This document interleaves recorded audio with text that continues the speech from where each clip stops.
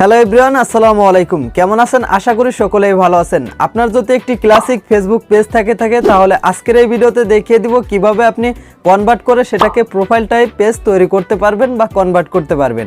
So বন্ধুরা, এই জন্য ভিডিওটি সম্পূর্ণ কন্টিনিউ করুন। সম্পূর্ণ কন্টিনিউ না করলে হয়তো বুঝতে পারবেন না। তো বন্ধুরা, চলুন মোবাইল স্ক্রিনে যাওয়া যাক। আর একটা রিকোয়েস্ট থাকছে, এই ভিডিওতে একটি লাইক করে না থাকলে এখন একটি লাইক করে দিন এবং চ্যানেলে প্রথম হয়ে থাকলে চ্যানেলটিকে সাবস্ক্রাইব করে দিন। তো বন্ধুরা, চলুন মোবাইল স্ক্রিনে যাওয়া যাক। অলরাইট বন্ধুরা, চলে আসলাম মোবাইল স্ক্রিনে। তো আপনার ক্লাসিক ফেসবুক পেজটি কিভাবে কনভার্ট করে সেটাকে প্রোফাইল টাইপ পেজ তৈরি করবেন সেটাই দেখিয়ে দিব এই ভিডিওতে।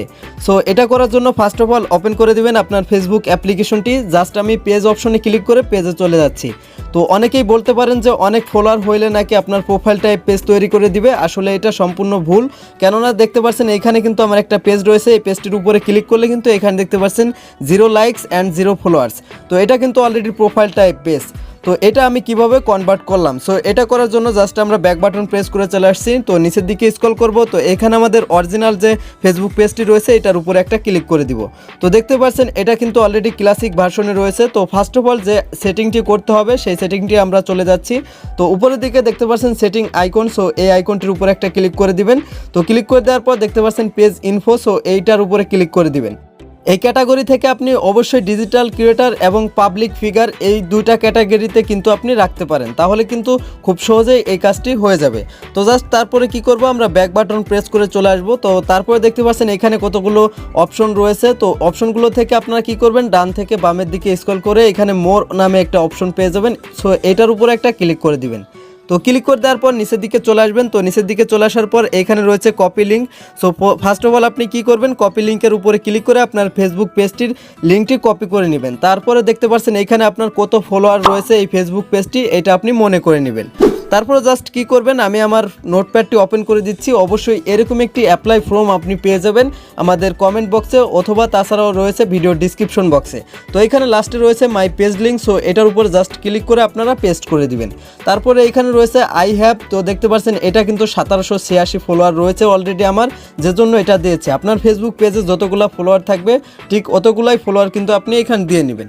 তো দেওয়ার পর জাস্ট এইটাকে সম্পূর্ণ কপি করে নেবেন। সো অনেকেই ডিসক্রিপশন বক্স কপি করতে পারেন না, তারা ভিডিওর লিঙ্কটি কপি করে ক্রোম ব্রাউজারে গিয়ে পেস্ট করে অবশ্যই ওইখানে ডিসক্রিপশন বক্সে ক্লিক করে আপনি কিন্তু কপি করতে পারবেন। সো কপি করে নেওয়ার পর জাস্ট কি করবেন, আবারও ওপেন করে দিবেন আপনার ফেসবুক অ্যাপ্লিকেশনটি। সো এখন থেকে আপনারা ব্যাক বাটন প্রেস করে চলে আসবেন আপনার প্রোফাইলে। সো প্রোফাইলে আসার পর উপরের দিকে 3 ডট রয়েছে, ওই ডটের উপরে ক্লিক করে দিবেন এবং এইরকম ইন্টারফেস ওপেন হলে নিচের দিকে স্ক্রল করে চলে আসবেন। তো নিচের দিকে এখানে দেখতে পারবেন যে হেল্প সাপোর্ট। সো এই সাপোর্টের উপরে জাস্ট একটা ক্লিক করে দিলে এরকম ইন্টারফেস ওপেন হবে। তো দেখতে পাচ্ছেন এইখানে হেল্প সেন্টার। সো এই বাটনটির উপরে একটা ক্লিক করে দিবেন। দেন ক্লিক করে দেওয়ার পর এরকম একটি ইন্টারফেস ওপেন হয়ে যাবে। তো এখানে সার্চ যে বক্সটি দেখতে পাচ্ছেন এই বক্সের উপরে ক্লিক করে দিবেন। তো এইখানে সার্চ করে দিবেন নিউ পেজ এক্সপিরিয়েন্স। তো এখানে যদি আমি নিউ পেজ লেখার সাথে সাথে কিন্তু এরকম একটি অপশন চলে আসবে, বা দেখতেই পাচ্ছেন নিউ পেজ এক্সপিরিয়েন্স। সো এই বাটনটির উপরে একটা ক্লিক করে দিবেন। তো ক্লিক করে দেওয়ার পর এখানে দেখতে পাচ্ছেন যে switch into your page in the new pages experience. So এইটার উপরে একটা ক্লিক করে দিবেন।